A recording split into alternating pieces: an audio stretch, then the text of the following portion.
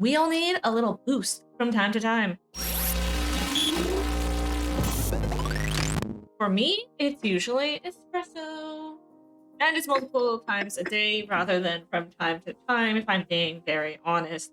But my dependency on caffeine is another story. In this video, we are talking about in-game power-ups, why we decided to include them in Verdant Vault, how you acquire them, and what the heck they do. So let's go. By the way, if you want some extra context, check out our past dev diary if you haven't yet. Kind of sets the stage for this one. So what drove us to introduce power-ups?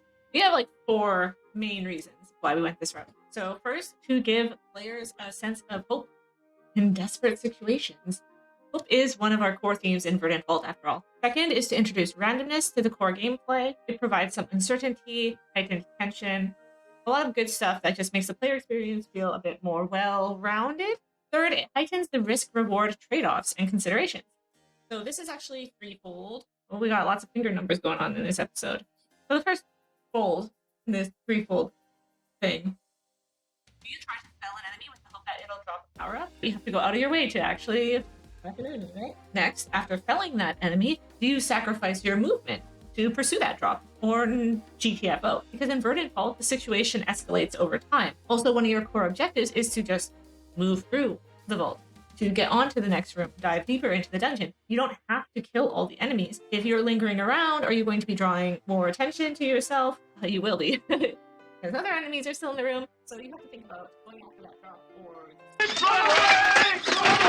And third, do you skip any of your turns with the hope that another of your heroes can get closer and snag that power-up? Obviously, you have to think about who actually can benefit the most from that given power-up at that specific time. And finally, the last core reason why we wanted to introduce power-ups in our game is because many of us feel powerless, especially in seemingly hopeless situation.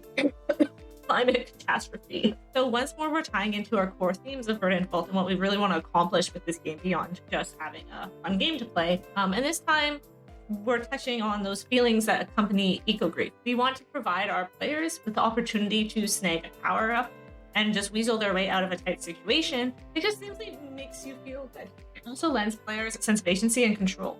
And that's always a plus. And if you've been paying attention to our dev diaries or have already checked out our website to learn more about Verdant Vault, then you know that, well, human collective agency is also a core theme in our game. Just when you're thinking about a feature to introduce into your game, seeing how it connects to your narrative or your theme, other elements of storytelling and such, really helps make sure that your game is a cohesive whole. So how do you get a power-up? It's a 3-step process. And it's pretty simple, actually. But we're going to touch on it. So step 1, fell an enemy. Step 2, you will always get something.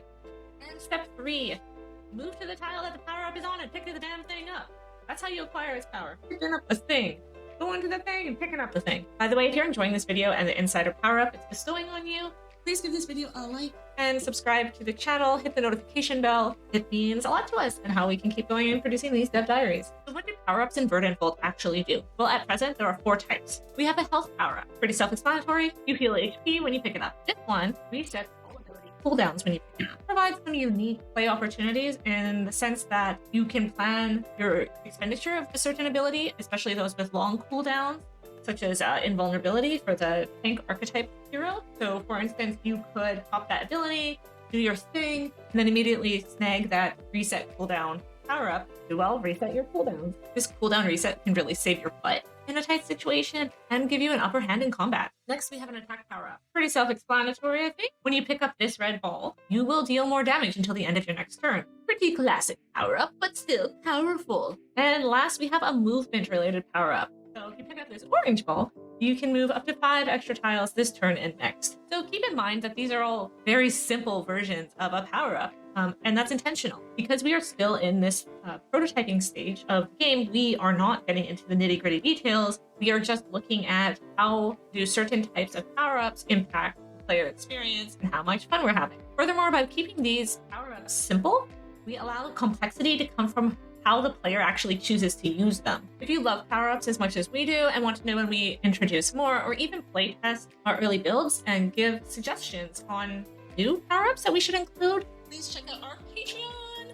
links in the description box. And did I mention that you get early access to our content as well? If just learning about our dev progress alongside the rest of the world works for you, hop in our Discord. We chat with our community on all things Verdant Vault and about a lot of things that aren't, like memes and tasty food, because those are where joy in life comes from. At its core, yes, a power-up is a simple feature, but it still needs to be carefully considered within the context of the whole game, like I've already mentioned. But it's worth reiterating a little bit. That's why we really asked ourselves how power-ups will inform the narrative, themes, player experience in Verdant Vault. It's not just whether a power-up feature sounds like what all the cool kids are doing. And during our playtests, we found that they add a refreshing dimension of play. And we've seen some interesting playstyles emerge, such as intentionally triggering a trap and spawning another enemy with the hope that that enemy will drop a power-up.